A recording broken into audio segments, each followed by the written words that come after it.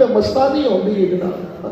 نوجوانوں کو کہا جائے نا وہ ابھی تو بڑی عمر بڑی ہے, اے جان میٹھا تو اگلا کے نہیں میٹھا جو آگے کی تے ویک لوا گے, مذاق کر رہے ہوتے ہیں. اے میرے پیارے بھائیوں, یہ لمبی زندگی نہیں. بڑے پیارے انداز میں کسی نے سمجھانے کی کوشش کی ہے, ایک یہ جہاں ایک وہ جہاں, ایک یہ جہاں ایک وہ جہاں, ان دو جہاں کے درمیان بس فرق ہے ایک سانس کا. جو چل گیا تو یہ جہاں, جو رک گیا تو وہ جہاں. ایک سانس, ٹھیک کیا ہے, ایک سانس. اور ہماری جو زندگی ہے ہم سالوں کے اعتبار سے گنتے ہیں. اب جتنے بھی یہاں پر بیٹھے ہیں, میں آپ سے پوچھوں آپ کی عمر کتنی ہے؟ کوئی کہے گا 25 سال, کوئی کہے گا 26 سال, کوئی کہے گا 30 سال, کوئی کہے گا 40 سال, کوئی کہے گا 50 سال. اگر میں پوچھوں کتنے مہینے آپ کی عمر ہے, آپ کو کیلکولیٹ کرنا پڑے گا کتنے مہینے بنتے ہیں. بچہ مہینوں کا ہو تو پتہ ہوتا ہے کتنے مہینے عمر ہے, لیکن جب سالوں میں ہو جائے تو پھر بندہ کیا یاد رکھتا ہے, سال, مہینے یاد نہیں رکھتا. اگر میں آپ سے پوچھوں آپ کی زندگی کتنے دن ہے, یہ تو کرٹیکل ہو گئے, کیونکہ ہم دنوں کے ڈیز کے اعتبار سے تو کیلکولیشن ہی نہیں کرتے. لیکن رب کی بارگاہ میں ہماری زندگی کی جو کیلکولیشن ہے وہ سانسوں کے اعتبار سے نہیں ہے, وہ مہینوں کے اعتبار سے نہیں ہے, وہ گھنٹوں کے اعتبار سے نہیں ہے, وہ منٹوں کے اعتبار سے نہیں ہے, وہ سانسوں کے اعتبار سے ہے کہ ہم نے کتنی سانسیں لیں. اللہ کریم قرآن پاک میں فرماتا ہے ہم تو ان کے لیے گنتی کر رہے ہیں, ہم تو ان کے لیے گنتی کر رہے ہیں. اس سے مراد سانس ہے اور آخری عدد جان کا نکلنا ہے, پھر گھر والوں سے جدائی ہے اور قبر میں داخل ہونے کی آخری گھڑی. اللہ کی یہاں جو کیلکولیشن ہے وہ تو سانسوں کی گنتی ہے. اور ہم دیکھیں کتنی سانسیں رب تبارک و تعالیٰ کی نافرمانیوں میں, رب تبارک و تعالیٰ کے حکموں کو پامال کرنے میں گزار دیتے ہیں. اے میرے پیارے اسلام بھائیوں, یہ کو بہت لمبی دنیا نہیں ہے, یہ طول عمل ہے کہ آج کروں گا, کل کروں گا, 2 دن بعد کروں گا, 3 دن بعد کروں گا. نبی کریم صلی اللہ علیہ وسلم کا فرمان عالی شان ہے. میرے آقا فرماتے ہیں ترمذی شریف کے حدیث پاک, فرمایا ہر مرنے والا افسوس کرتا ہے. پوچھا کہ آقا کس وجہ سے افسوس کرتا ہے؟ فرمایا اگر وہ نیک ہو تو افسوس کرتا ہے کہ کاش نیک عمل زیادہ کر لیتا, اور اگر وہ گناہ گار ہو تو افسوس کرتا ہے کہ کاش گناہوں کو چھوڑ دیتا. آپ کا میرا افسوس کس بات پر ہوگا؟ اب غور کریں. فرمایا اگر مرنے والا نیک ہو تو وہ افسوس کرتا ہے کہ کاش میں اپنی نیکیوں میں اضافہ کر لیتا, اور مرنے والا اگر بد ہو, گناہ گار ہو, تو وہ کیا کس بات پر افسوس کرتا ہے؟ کاش کہ میں گناہوں کو چھوڑ دیتا. اے میرے پیارے اسلام بھائیوں, افسوس کی بات ہے کہ ہم دنیا کے ہر کام میں چستی دکھاتے ہیں مگر نیک اعمال میں سستی ہو جاتی ہے. کھانے کے لیے کبھی نہیں کہتے کہ کل کھا لیں گے, نماز کے لیے کہا جاتا ہے کہ رمضان سے شروع کر لوں گا. پیسے کمانے کی باری ہو تو آج کے آج راتوں رات امیر ہونا جناب, لیکن جب آخرت کی باری ہو تو ابھی تو بڑی عمر پڑی ہے, ابھی تو ٹائم ہی کتنا ہے, ابھی تو کھیلنے کے دن ہے. باہر ملک کا ویزا لگانا ہو, نیا کاروبار شروع کرنا ہو, دنیاوی لحاظ سے کوئی کارنامہ سر انجام دینا ہو تو ذہن بنتا ہے کل کی بجائے آج کر لو. لیکن جب نیکیوں کی باری آتا, آج تو بڑا تھک گیا ہے, عشاء کل تو پڑھا ہے, ٹھیک کل کا دن آتا تو پھر کل سے پڑھیں گے, پھر جمعے کا انتظار کرتے ہیں, پھر رمضان کا انتظار کرتے ہیں. کتنے ایسے ہیں جو کل کا انتظار کرتے کرتے قبروں میں پہنچ گئے. کل کرو, tomorrow never come, do your work today. کل کبھی نہیں آتا. اپنا وقت آج, اپنا کام آج کرنا ہو. حضرت انس بن مالک صحابی رسول رضی اللہ تعالیٰ عنہ فرماتے ہیں تصویف یعنی یہ سوچنا کہ ان قریب نیکیاں کر لوں گا. فرمائے یہ سوچ شیطان کے لشکروں میں سے بڑا لشکر ہے. وہ ڈلے کرواتے ہیں, کل کر لینا, جمعے سے کر لینا, ابھی تو بڑی عمر پڑی گا. یہ دیکھو مبارک دن آنے والا ہے, اس رات سے شروع کر, شب برات آنے والی ہے نا, شب برات سے شروع کر لینا. چھوڑو یار, شب برات آنے والی ہے, شب برات سے شروع کر لینا. وہ ڈلے کرتا ہے, ڈلے کرتے کرتے کرتے کرتے کرتے بندہ موت کے منہ میں اٹھ جاتا ہے. فرمایا شیطان نیکیوں میں ان قریب کرنے کی جو تمنا ہے ان قریب کر لوں گا. یہ سوچ شیطان کے لشکروں میں سے بڑا لشکر ہے. عموماً شیطان اس کے ذریعے آدمی کو دھوکے میں مبتلا کر دیتا ہے. حضرت عبداللہ بن مبارک رحمۃ اللہ علیہ فرماتے ہیں مجھے یہ بات پہنچی ہے کہ اکثر جہنمیوں کی یہ پکار ہوگی. جہنمیوں کی پکار کیا ہوگی؟ افل لسوفا افل لسوفا، تف ہے ان قریب پر، تف ہے ان قریب پر. مطلب یہ کہ ہم دنیا میں یہی کہتے رہے تھے کہ کل کر لوں گا کل کر لوں گا. یہ جو انداز تھا اس پر تف ہے، اس نے ہمیں نیک اعمال سے دور کر دیا. اے میرے پیارے اسلام بھائی، اعلیٰ فرماتے ہیں نا آج لے ان کی پناہ، ہاں آج لے ان کی پناہ، آج مدد مانگ ان سے، پھر نہ مانیں گے قیامت میں اگر مانیں. نہ آج کرنا ہوگا. آج ریاضت کے یہی دن ہے. بڑھاپے میں کہاں ہمت، جو کچھ کرنا ہے ابھی کر لو. ابھی نوری جوان تم ابھی کر لو، ابھی نوری جوان تم ہو. اور میرے پیارے اسلام بھائی دو کام ہیں، دو کام ہمارے سامنے، دو کام ہیں، ایک دنیا کا اور ایک دین کا. اب بتائیں کس کام میں جلدی ہوتی ہے جی؟ کس کام میں؟ اور پینڈنگ کون سا کام ہوتا ہے؟ دین کا. دینی کام کرنے ہو، درس دینا ہو، بیان کرنا ہو، قافلے میں جانا ہو، سارے کام ہو جائیں گے. اگر پینڈنگ ہو تو دین کا کام ہو. اب جمعرات کا دن آ گیا، اجتماع آ گیا، اچھا کوئی مصروفیت آ گئی، ڈاکٹر کے پاس جانا، کوئی اور کام، ایمرجنسی ہو تو ایک الگ معاملہ ہے، لیکن سارے کام ہو جائیں گے. لیکن جو پینڈنگ ہوگا نا وہ کون سا کام ہوگا؟ وہ دنیا دین کا کام ہوگا. جبکہ آپ کے میرے آقا فرماتے ہیں 7 چیزوں سے پہلے نیک اعمال میں جلدی کرو. تم کس انتظار میں ہو؟ کیا یہ کہ بھلا دینے والی محتاجی آ جائے، یا سرکش بنا دینے والی مالداری ہو جائے، یا تمہیں کوئی مرض لاحق ہو جائے، یا عقل ضائع کر دینے والے بڑھاپے میں انتظار ہے، یا اچانک موت آ جائے، یا دجال ظاہر ہو جائے، یا قیامت قائم ہو جائے. اور قیامت سخت مصیبتوں والی بہت کڑوی ہے. کتنا خوبصورت سبق دیا گیا میرے پیارے اسلام بھائیو. واقعی ایسا ہوتا ہے کہ آدمی آخرت کے معاملے میں کل کرتا ہے، پھر کبھی تنگستی آ جاتی ہے، بندہ کمانے میں مصروف ہو جاتا ہے، پھر مال بہت زیادہ ہو جاتا ہے، اس کی دیکھ بھال میں لگ جاتا ہے، یا بندہ بیمار ہی پڑ جاتا ہے. اغتنم خمسا قبل خمس، میرا آقا فرماتا ہے 5 کو 5 سے پہلے غنیمت جانو. 5 کو 5 سے پہلے غنیمت جانو. 5 چیزیں ہیں نا، اس کو غنیمت سمجھو، اس سے پہلے کہ 5 چیزیں آ جائیں. کیا فرمایا؟ صحت کو بیماری سے پہلے غنیمت جانو، جوانی کو بڑھاپے سے پہلے غنیمت جانو، مالداری کو فقر سے پہلے غنیمت جانو، زندگی کو موت سے پہلے غنیمت جانو. 5 چیزوں کا فرمایا. تو نبی کریم علیہ الصلوۃ والسلام نے فرمایا ان 7 چیزوں میں پہلے، ان 7 چیزوں سے پہلے نیک اعمال میں جلدی کر لو. بڑھاپا آ جاتا ہے، بندہ بیماری میں پڑ جاتا ہے، مالداری میں پڑ جاتا ہے، مفلس میں پڑ جاتا ہے. اللہ اکبر. اللہ تبارک و تعالیٰ کے نیک بندوں کا اور اولیاء کرام کا ایک وصف ہے. وہ وصف کیا ہے؟ رب کریم نے قرآن میں بیان فرمایا انہم کانوا یسارعون فی الخیرات، بے شک وہ نیکیوں میں جلدی کرتے تھے. انبیاء کرام علیہ السلام کی جو عادات مبارکہ، جو اسپیشلٹی، جو وصف ہے وہ کیا کرتے تھے جی؟ سارے مل کر بولیے، نیکیوں میں جلدی کرتے تھے. پتہ چلا یہ انبیاء کرام کی بہت پیاری سنت ہے کہ بندہ نیکی کے کام میں دیر نہ لگائے. نیکی کا کام تو بس آج اور ابھی کر لے. اور کیسے جلدی کیا کرتے تھے؟ سبحان اللہ. آئیے ایک واقعہ سنیں.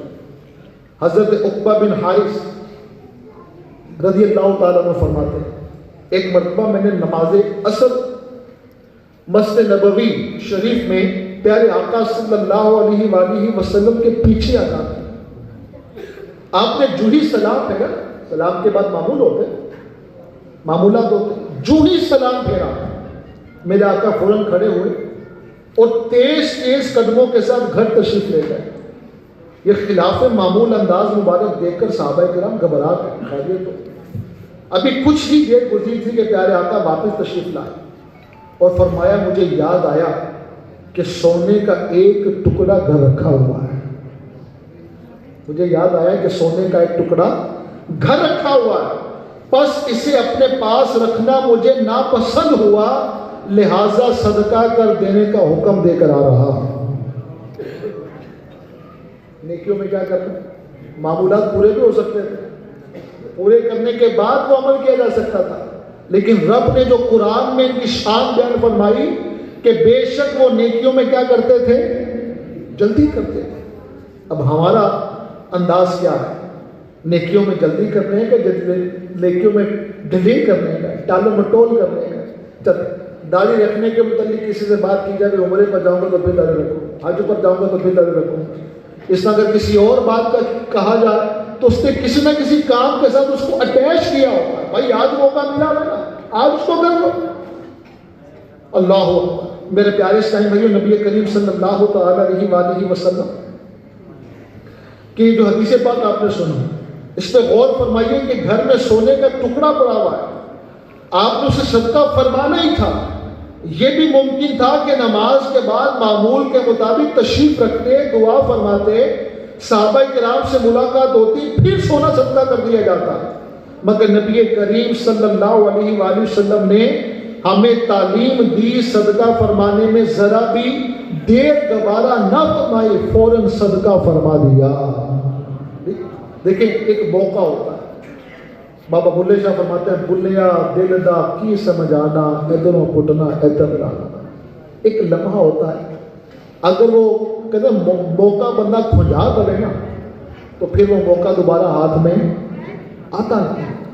آئیے ایک حدیث بات سناتا ہوں آپ کو. نبی کریم علیہ الصلوۃ والسلام فرماتے ہیں سبحان اللہ، جس کے لیے بھلائی کا دروازہ کھول دیا جاتا ہے، جس کے لیے بھلائی کا دروازہ کھول دیا جائے تو اسے چاہیے کہ لپک کر بھلائی کے اس دروازے میں داخل ہو جائے، کیونکہ وہ نہیں جانتا کہ یہ دروازہ اس کے لیے کب بند کر دیا جائے گا. وہ نہیں جانتا کہ اس کے لیے بھلائی کا دروازہ کب بند کر دیا جائے گا. سانسیں چل رہی ہے نا، ہمارے لیے بھلائی کا دروازہ کھلا ہو. نماز کا ٹائم ہو گیا اور ہم صحت سلامت زندہ بھی ہیں تو یہ بھلائی کا دروازہ کھلا ہوا. رجب کا مہینہ آ گیا، روزے رکھنے کی طاقت بھی تو بھلائی کا دروازہ کھول دیا گیا. تلاوت قرآن کر سکتے ہیں، بھلائی کا دروازہ کھول دیا گیا. نیکیاں کرنے کا اسباب میسر ہے، بھلائی کا دروازہ کھول دیا گیا. میرے آقا فرماتے ہیں جس کے لیے بھلائی کا دروازہ کھول دیا جائے اسے چاہیے کہ فوراً لپک کر بھلائی کے دروازے میں داخل ہو جائے، کیونکہ وہ نہیں جانتا کہ یہ دروازہ اس کے لیے کب بند کر دیا جائے. اور اللہ پاک نے قرآن کریم فرقان حمید میں کیا فرمایا؟ فَاسْتَبِقُوا الْخَيْرَاتِ. تو تم نیکیوں میں آگے نکل جاؤ، نیکیوں میں آگے نکل جاؤ. شیطان کار خیر میں دیر لگوا کر آخر میں اس سے روک دیتا ہے. بزرگان دین رحمہم اللہ المبین فرماتے ہیں اگرچہ جلد بازی شیطانی عمل ہے لیکن 6 کاموں میں جلدی کرنا ضروری ہے. وہ 6 کام کون سے ہیں؟ نماز کی ادائیگی میں جب اس کا وقت ہو جائے کیا کرو؟ جلدی کرو. اچھا نماز پڑھنی ہے، پتہ ہے فرض ہے پڑھنی ہے، لیکن بیٹھے بیٹھے فون پہ لگے ہوئے اسکرولنگ کر رہے جماعتی گزار دی، یا مسجد کو اس تک پہنچے کہ چند رکعتیں چھوٹ گئی، تکبیر اولا فوت ہو گئی. جب پڑھنی ہے تو پتہ وقت پہ پڑھے نا. اس طرح اور بہت سارے اعمال ہوتے ہیں جو کرنے والے ہوتے ہیں، چک کرنے کا ذہن بھی ہوتا ہے لیکن اس کو ٹال مٹول تھوڑی دیر بعد کرتا ہوں کرتے کرتے وقت گزر جاتا ہے. نماز کی ادائیگی میں جب اس کا وقت ہو جائے جن 6 کاموں میں جلدی کرنی چاہیے. نمبر 2 میت کو دفن کرنے میں جب حاضر ہو. نمبر 3 جب لڑکی بالغ ہو جائے تو اس کی شادی میں جلدی کی جائے. نمبر 4 قرض کو بھی جلد ادا کیا جائے. نمبر 5 جب مہمان تشریف لائے تو اسے کھانا جلد کھلایا جائے. اور نمبر 6 جب گناہ کا ارتکاب ہو جائے تو توبہ میں جلدی کی جائے. ان 6 کاموں میں اجرت کی جائے، جلدی کی جائے. پچھلی امتوں کا واقعہ ہے، بڑا پیارا واقعہ ہے. سبحان اللہ. بنی اسرائیل میں 2 میاں بیوی تھے، ہسبینڈ اینڈ وائف تھے، دونوں بہت نیک اور عبادت گزار تھے۔ اللہ پاک نے اس وقت نبی علیہ السلام کے ذریعے ان کو پیغام بھیجا کہ تمہیں جوانی میں یا بڑھاپے میں مالداری عطا کی جائے گی، یہ فیصلہ تم کر لو کہ جوانی میں مالدار ہونا ہے، بڑھاپے میں مالدار ہونا ہے۔ نیک میاں بیوی تھے۔ اللہ پاک نے اس دور کے نبی علیہ السلام کو وحی فرمائی کہ اس جوڑے کو مالداری عطا کی جائے گی، فیصلہ ان سے کروا لو کہ جوانی میں مالدار ہونا ہے، بڑھاپے میں مالدار ہونا ہے۔ اب دونوں سوچ میں پڑ گئے۔ شوہر بولا جوانی میں چونکہ طاقت ہوتی لہٰذا ابھی مالداری لے لیتے، کمانے کی فکر نہیں رہے گی، خوب دل لگا کر عبادت نہیں، مالی ضرورت پوری ہو جائے گی نا، تو جوانی ہم عبادت میں گزار دیں گے۔ بیوی بولی نہیں، عبادت کی اصل عمر تو جوانی ہے، اگر جوانی میں مال سنبھالنے میں لگ جائیں گے تو عبادت نہیں ہو پائے گی۔ بڑھاپے کی مالداری لے لیتے ہیں، اس وقت مال کی حرص بھی زیادہ نہیں ہوگی اور کمانے کی فکر بھی نہیں رہے گی، یوں بڑھاپے میں عبادات بھی آسانی سے کر لیں گے۔ اللہ پاک نے نبی علیہ السلام کی طرف وحی بھیجی کہ انہیں فرما دیجئے تم نے مال پر عبادت کو ترجیح دی، یعنی جوانی میں بھی غور کرتے رہے کہ عبادت میں مال لینا ہے، جوانی میں کیا کریں، عبادت کریں یا مال لیں، اور بڑھاپے میں بھی عبادت اور مال کے تعلق سے غور کرتے رہے۔ فرمایا کہ تم نے مال پر عبادت کو ترجیح دی لہٰذا تمہیں جوانی اور بڑھاپے دونوں میں مالداری عطا کی جاتی ہے۔ جوانی میں بھی مالداری عطا کی جاتی ہے، بڑھاپے میں مالداری عطا کی جاتی ہے۔ پتہ چلا کہ اگر ہم دنیاوی کاموں کو پہلے رکھنے کی بجائے آخرت کے کاموں کو ترجیح دیں، دنیا سنوارنے کی بجائے آخرت سنوارنے کی فکر میں لگ جائے تو انشاءاللہ الکریم دنیا بھی سنور جائے گی، آخرت بھی سنور جائے گی۔ وہ آپ نے وہ سنی وہ بات، ایک تیری چاہت ہے ایک میری چاہت ہے، اور اگر تو چاہے گا وہ جو میری چاہت ہے تو ہو جائے گا وہ جو تیری چاہت ہے۔ آخرت کے معاملات میں لگ جائے، اللہ پر دنیا بھی سنوار دیتا ہے۔ اور میرے پیارے اسٹینڈ، ہمارے ہاں یہ ایک معاملہ یہ بھی پایا جاتا ہے کہ وہ لوگ جو نیک کام کرتے ہیں وہ بھی ٹال مٹول کرتے، کافی دیر لگا دیتے ہیں۔ کتنے ایسے ہیں جو نماز باقاعدگی کے ساتھ پڑھتے ہیں مگر نماز کے لیے جانے میں ٹال مٹول کرتے ہیں۔ کتنے جمعہ پڑھنے والے ایسے ہیں جو خطبہ کے وقت بلکہ بعض تو خطبے کے دوران مسجد میں پہنچ رہے ہوتے ہیں۔ اسی طرح دینی اجتماعات میں شرکت کا معاملہ ہے، مثلاً کئی اسلامی بھائی پابندی کے ساتھ دعوت اسلامی کے ہفتہ وار اجتماع میں شرکت کرتے ہیں مگر وقت پر نہیں پہنچ پاتے، دیر سے آتے ہیں۔ نہ جانے کیا معاملہ۔ ہم نے جو نیکی کرنی ہے جلدی کر لیں، نماز پڑھنی ہے جلدی پڑھ لیں، جماعت کے ساتھ ادا کر لیں، انشاءاللہ الکریم کاموں میں جلدی کریں گے تو جلدی کیے جانے والا کام نفس و شیطان سے بچاؤ کا بھی ذریعہ بنے گا اور رب تبارک و تعالیٰ کی رضا کا بھی سبب بنے گا۔ جیسے جمعہ کی نماز پڑھنے ایک تعداد ہوتی ہے ہمارے یہاں، جمعہ کی نماز میں جس وقت خطبہ شروع ہوتا ہے اس پر پہنچ رہے ہوتے ہیں، جبکہ جمعہ کے لیے جلدی نکلنا یہ بہت زیادہ ذو ثواب کا باعث ہے۔ آخری نبی محمد عربی صلی اللہ تعالی علیہ وآلہ وسلم نے ارشاد فرمایا بلا شبہ تمہارے لیے ہر جمعہ کے دن میں ایک حج اور ایک عمرہ موجود ہے، لہٰذا جمعہ کی نماز کے لیے جلدی نکلنا حج ہے اور جمعہ کی نماز کے بعد عصر کی نماز کے لیے انتظار کرنا عمرہ ہے۔ یعنی جمعہ کی نماز کے لیے جلدی نکلنا کیا ہے؟ حج، اور جمعہ کی نماز کے بعد عصر کی نماز تک انتظار کرنا یہ کیا ہے؟ عمرہ ہے۔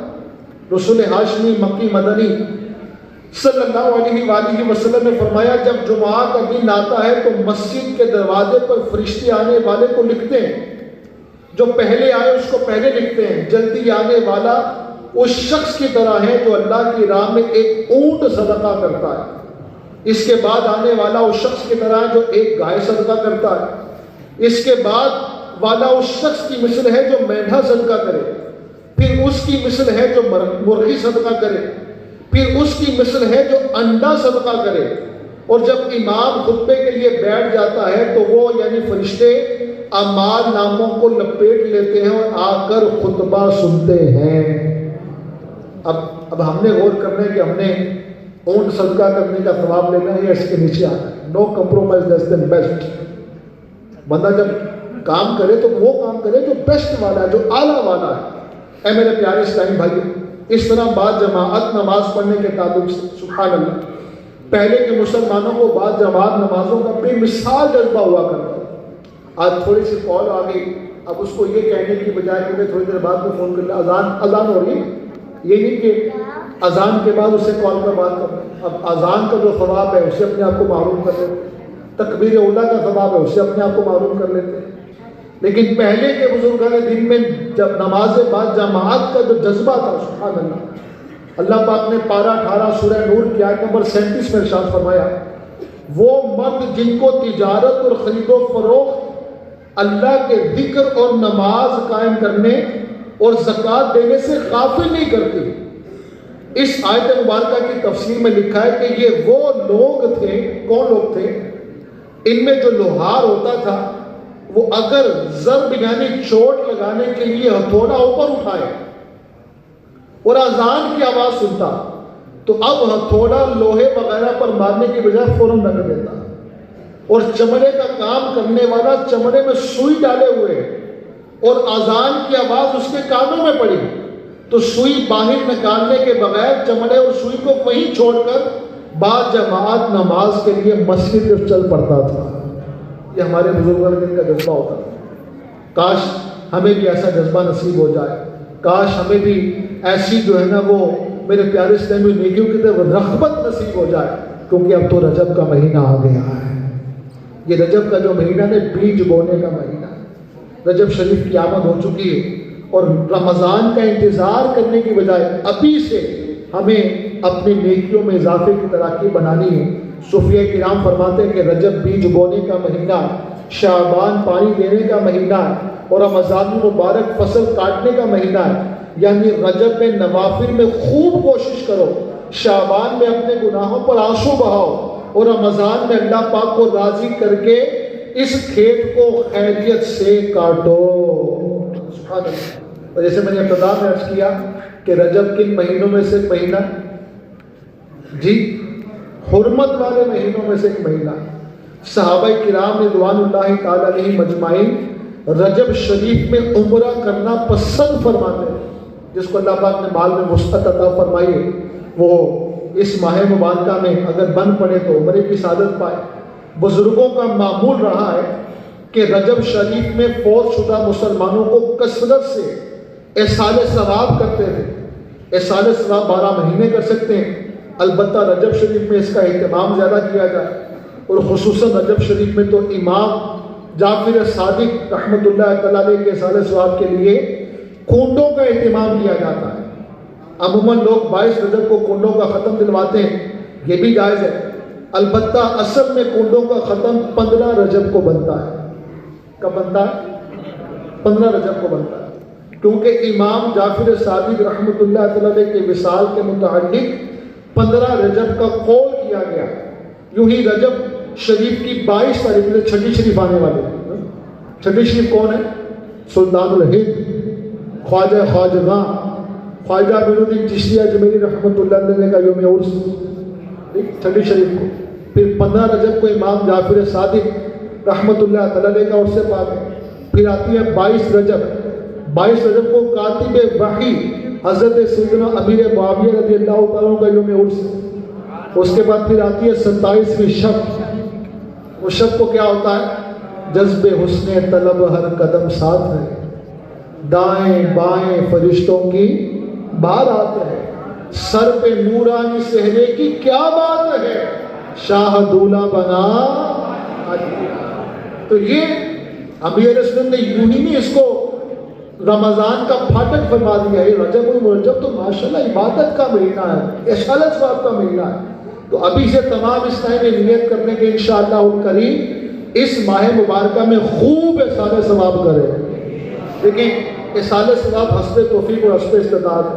کہتے ہیں ہمارے پاس تو دیگے پکانے کے پیسے نہیں ہیں, ہم تو شیرینی لا سکتے, یہ نہیں ارینج کر سکتے. جو گھر میں پکا ہوتا ہے تو جو پکا ہوتا ہے اس پر بھی احسان ثواب ہو سکتا ہے. دال پکی ہوئی ہے, سبزی پکی ہوئی ہے, روٹی پکی ہوئی ہے, چاول پکی ہوئی ہے, جو بھی پکا, اور نہ مکھڑا نہ مکھڑے نہ تل دیکھ لے مدینے والے آقا جب ویکھن تے دل ویکھدے، وہاں تو اخلاص دیکھی جاتی، وہاں تو نیت دیکھی جاتی۔ تو احسان ثواب کرے اپنے گھروں کے اندر۔ اور ماہ رجب تو خصوصیت کے ساتھ یہ روزوں کا مہینہ ہے۔ کس کا مہینہ ہے؟ روزوں کا مہینہ۔ عارف باللہ شیخ ضیاء الدین رحمۃ اللہ علیہ فرماتے ہیں، روایات میں ہے کہ جس نے رجب کے 7 روزے رکھے، کتنے جی؟ only 7۔ جس نے رجب میں 7 روزے رکھے اس کے لیے جہنم کے دروازے بند کر دیے جاتے ہیں۔ پیر اور جمعرات کو روزہ رکھنا میں آتا کہ سنت مبارک، اگر ہر ہفتے روز 2 رکھیں کتنے ہو گئے؟ 8، پھر بھی 7 سے زیادہ ہو جاتا۔ فرمایا جس نے رجب شریف کے 10 روزے رکھے وہ اللہ پاک سے جو مانگتا اللہ پاک اسے عطا فرماتا ہے۔ اور بے شک جنت میں ایک محل ہے، اس محل کے سامنے دنیا ایک پرندے کے گھونسلے کی طرح ہے۔ کتنی بڑی دنیا ہے! امریکہ اس دنیا میں، یورپ اس دنیا میں، UK اس دنیا میں، آسٹریلیا اس دنیا میں، مڈل ایسٹ اس دنیا میں، فارس اس دنیا میں، ایشیا اس دنیا میں۔ فرمایا جنت میں ایک محل ہے، اس محل کے سامنے دنیا ایک پرندے کے گھونسلے کی طرح ہے۔ اس محل میں صرف وہ داخل ہوگا جس نے رجب میں روزے رکھے ہوں گے۔ سبحان اللہ۔ اور امیر سنت دامت برکاتہ عالیہ نے بھی ہمیں ماشاءاللہ پورا رجب کا نیکیوں کا، رجب کے روزوں کا ایک جو ہے نا وہ شیڈول بیان فرمایا۔ وہ شیڈول کیا ہے کہ 7 روزے رکھنے والا ہے، فرمایا جو 7 روزے رکھنے والا ہے وہ بیسٹ کیٹیگری کا ہے، اور جو 4 روزے رکھنے والا ہے وہ بیٹر کیٹیگری والا ہے، اور جو 2 روزے رکھنے والا ہے وہ گڈ کیٹیگری والا ہے۔ گڈ، بیٹر، بیسٹ، ہم نے کس میں آنا؟ بولیے جی، کتنے روزے رکھنے؟ 7۔ اور روزے بھی کس مہینے میں رکھنے؟ رجب میں۔ اور رجب کا مہینہ بھی کس موسم میں آیا ہے؟ سردیوں کا موسم۔ سردیوں کو تو ویسے ہی مومن کے لیے موسم بہار فرمایا گیا ہے، موسم بہار کا۔ اب دیکھیں کم و بیش 5:37-38 پر روزہ بند ہوتا ہے، 5:37-38 پر روزہ بند ہوتا ہے، 5:15 5:20 کے آس پاس جو ہے نا وہ یہ مغرب کا وقت ہوتا ہے، تقریباً 12 گھنٹے۔ اور 12 گھنٹے بھی سردیوں کے اس میں بھوک پیاس کی شدت کا اتنا احساس ہوتا بھی نہیں، تو روزہ رکھنا بہت زیادہ آسان ہے۔